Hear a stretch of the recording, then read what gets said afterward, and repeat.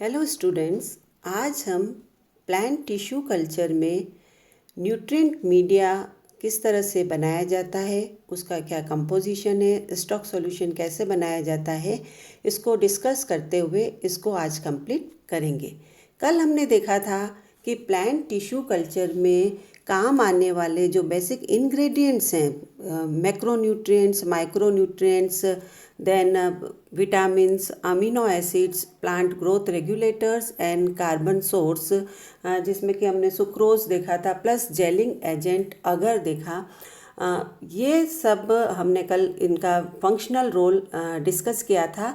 आज हम देखेंगे कि किस तरह से न्यूट्रिएंट मीडिया को बनाया जाता है टिश्यू कल्चर में। तो हमने कल डिस्कस किया था कि there are so many types of nutrient medium like Murashige and Skoog medium, B5 Schenk and Hildebrandt, woody plant medium, White's medium, Knop salt solution, Nitsch and Nitsch medium. इसमें से जो सबसे अप्रोप्रिएट न्यूट्रिएंट मीडिया है, जो ज़्यादातर tissue culture experiments में काम में लिया जाता है, वो है मोराशिक एंड स्कूग्स मीडियम या MS मीडियम। तो ये MS मीडियम हम कैसे बनाते हैं, इसमें मैक्रो और माइक्रो न्यूट्रिएंट्स की क्या कंसंट्रेशन है, विटामिन्स कितना लिया जाता है, इन सब को हम अभी डिस्कस करेंगे। तो हमने यहाँ पर एक वर्कशीट डिस्कस की है, यहाँ हम शो कर रहे हैं।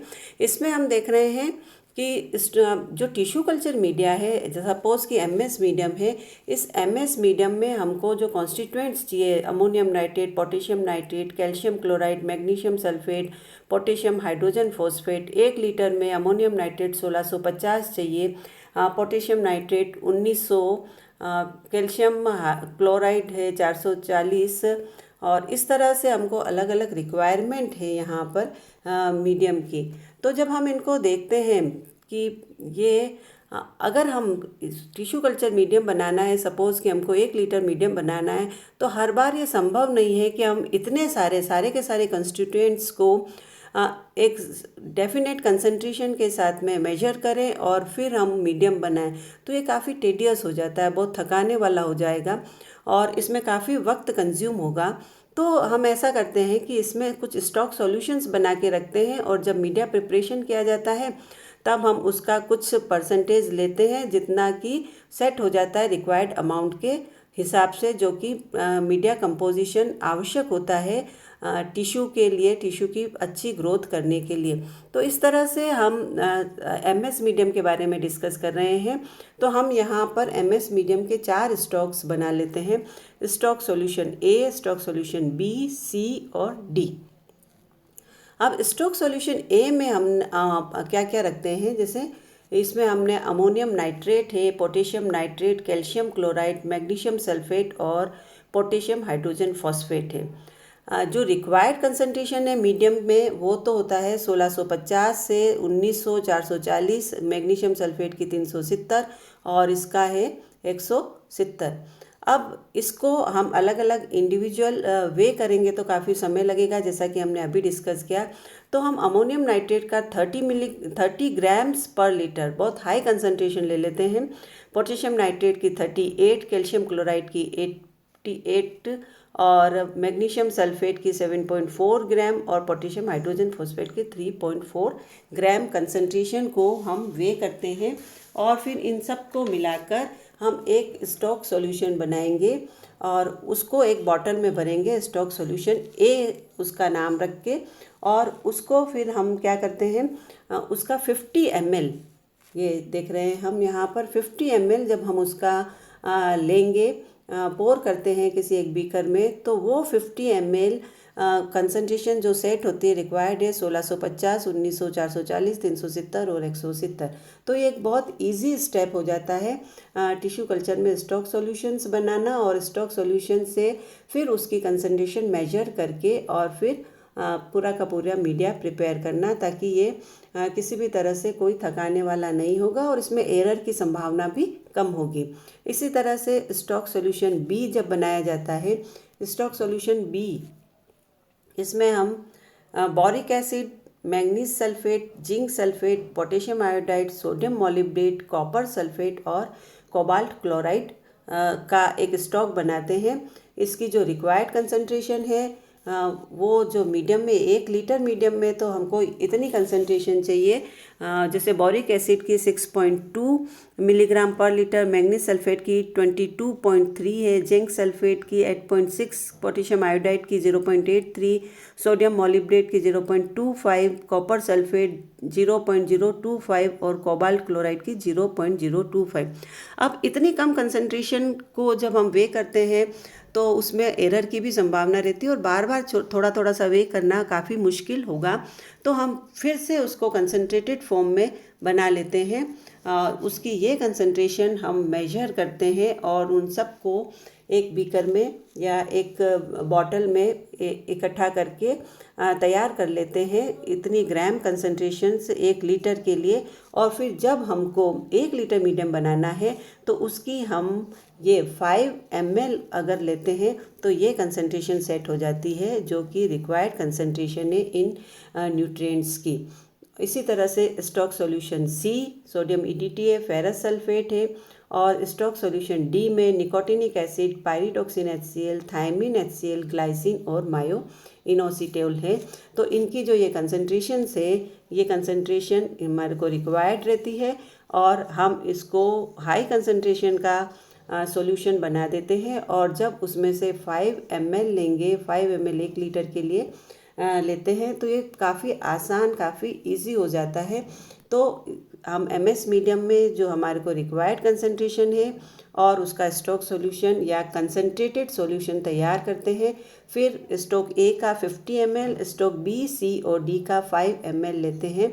तो 1 लीटर मीडियम बनाने के लिए कंसंट्रेशन अच्छी तरह से सेट हो जाती है। तो अब हम ये ज़रा सा देखें कि हम जब टिश्यू कल्चर मीडिया प्रिपेयर करते हैं तो उसमें हम किस तरह से मीडिया को प्रिपेयर करेंगे। अभी तो हमने स्टॉक सॉल्यूशन बना के उसको रेफ्रिजरेटर में रख दिया है।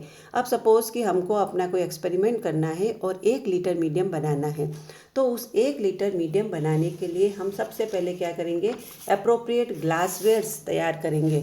जैसे कि हमको किस में तैयार करना है, फ्लास्क में बनाना है मीडियम तो फ्लास्क तैयार रखेंगे। अगर कल्चर ट्यूब्स में बनाना है तो कल्चर ट्यूब्स उसके स्टॉपर्स के साथ में तैयार रखेंगे। और फिर हम उसमें इस तरह की एक्टिविटी शेड्यूल प्लान करेंगे कि सबसे पहले prepare glassware along with their appropriate stoppers and place them on medium preparation table। Media preparation table पे ग्लासवेयर्स तैयार करके उनके स्टॉपर्स तैयार करके हम वहाँ पर इकट्ठा कर देते हैं। सेकंड बार में हम क्या करेंगे, सारे के सारे स्टॉक सॉल्यूशन, जो stock solution A, B, C, D जो हमने प्रिपेयर किए हैं, उनको हम रेफ्रिजरेटर से बाहर लाते हैं। उसको थोड़े समय पहले ही बाहर ला के रख देते हैं ताकि वो थो हो जाए आसानी से, और फिर दूसरे केमिकल्स को भी हम बाहर निकालते हैं। फिर हम क्या करेंगे कि रिक्वायर्ड अमाउंट ऑफ अगर सुक्रोज और इनोसिटोल को वे करते हैं। सपोज़ कि हम 1 लीटर मीडियम बना रहे हैं तो 1 लीटर मीडियम के लिए हम 8 ग्राम पर लीटर के हिसाब से अगर मेजर करेंगे, सुक्रोज हम 30 ग्राम पर लीटर के हिसाब से मेजर करेंगे, और इसी तरह से इनोसिटोल 100 मिलीग्राम पर लीटर के हिसाब से हम वे करते हैं। तो अगर को 8 ग्राम, सुक्रोज 30 ग्राम और इनोसिटोल को अलग से वे करके हम रख देते हैं। अब हम जो इनको मेजर करना है तो मेजर करने के लिए मेजरिंग सिलेंडर्स चाहिए हमको, अप्रोप्रिएट पिपेट्स चाहिए, बीकर चाहिए, उन सबको भी निकाल कर हम टेबल पर रख देते हैं। फिर हम स्टॉक सॉल्यूशंस निकालते हैं, major quantity of stock solution, जैसे कि स्टॉक ए का 10 ml लिया, 50 ml लिया, बी, सी, डी का 5-5 ml लेकर एक बीकर में उसको अच्छी तरह से पोर कर देते हैं। दूसरे बीकर में जो हमने अभी वे किया है सुक्रोज अगर और इनोसिटोल, उसको डालते हैं। फिर उसको अगर को थोड़ा सा ल्यूक वार्म वाटर में अच्छी तरह से हम मिक्स करेंगे, उसमें सुक्रोज मिक्स करेंगे और फिर दोनों स्टॉक सॉल्यूशन ए और स्टॉक जो बीकर में, एक बीकर ए में और बीकर बी में जो जो सॉल्यूशन रखे हैं उनको आपस में मिक्स कर देते हैं। देन उसके बाद हम इस सॉल्यूशन का pH लेते हैं। pH जनरली 5.8 pH बहुत ही अप्रोप्रिएट माना जाता है। कितना, 5.8, और प्लस माइनस 0.2 हो सकता है। तो 5.6 और 6 pH तक का जो कंसंट्रेशन है pH सेट करते हैं हम उस स्टॉक सॉल्यूशन की या उस मीडियम की। और फिर अगर वो ज़्यादा या कम होता है तो हम इसको NaOH या HCl से उसको सेट कर देते हैं ताकि वो 5.8 के आसपास आए। तो पीएच की रेंज जनरली 5.8 से 6 या 5.4 तक रहती है, जो कि प्लांट की ग्रोथ के लिए बहुत ही अच्छी मानी जाती है। अगर बहुत लो पीएच होगा तो भी ग्रोथ के लिए बेकार है, और हाई पीएच भी प्लांट ग्रोथ को स्टॉप कर देता है। तो कुछ कॉम्प्लिकेशंस अराइज होते हैं अगर बहुत ही कम पीएच होता है। तो पीएच कम होने पर एक तो मीडियम नहीं जमता है, और दूसरा जो ऑक्सिन्स हैं, indole acetic acid, gibberellic acid, वो लेस स्टेबल हो जाते हैं। अगर एकदम स्लॉपी बन जाता है, और कुछ सॉल्ट्स हैं जैसे कि फॉस्फेट और आयरन सॉल्ट्स हैं, वो प्रेसिपिटेट हो जाएंगे। तो इस तरह से विटामिन बी और पेंटोथेनिक एसिड भी बहुत लेस स्टेबल हो जाते हैं। तो हमें ये सारी चीज़ें का ध्यान रखकर, पीएच बहुत इम्पोर्टेंट है मीडियम प्रिपरेशन में, क्योंकि अगर मीडियम नहीं जमा है तो वो जो सारा का सारा मटेरियल है, जो हमने इतने सारे महंगे स्टॉक सॉल्यूशन जिसमें प्लांट ग्रोथ रेगुलेटर्स और सब डाले हैं, हमारे पर्पस के हिसाब से हम उसमें BAP Na डालते हैं। तो बहुत इम्पोर्टेंट है कि हम पीएच को बहुत अच्छी तरह से सेट करें। पीएच मीटर पर पीएच सेट करना बहुत इम्पोर्टेंट है। फिर ये सब को हम पॉर करेंगे अप्रोप्रिएट ग्लास वेसल्स में, चाहे वो फ्लास्क हो चाहे कल्चर ट्यूब्स हो, और उनके ऊपर स्टॉपर लगाएंगे, और बाद में हम उसको ले जाते हैं ऑटोक्लेव करने के लिए, स्टेरिलाइजेशन के लिए। तो इस तरह से हम उसको ऑटोक्लेव के अंदर रख देते हैं, जहाँ पर स्टीम स्टेरिलाइजेशन होगा, और किसी भी तरह के माइक्रो ऑर्गेनिज़म अब उसमें ज़िंदा नहीं रहेंगे। और फिर बाद में वो मीडियम तैयार है कहाँ पर ट्रांसफ़र करने के लिए, तो प्लांट मटेरियल को हम अब उस मीडियम में ट्रांसफ़र कर सकते हैं जो हमने अभी प्रिपेयर किया है।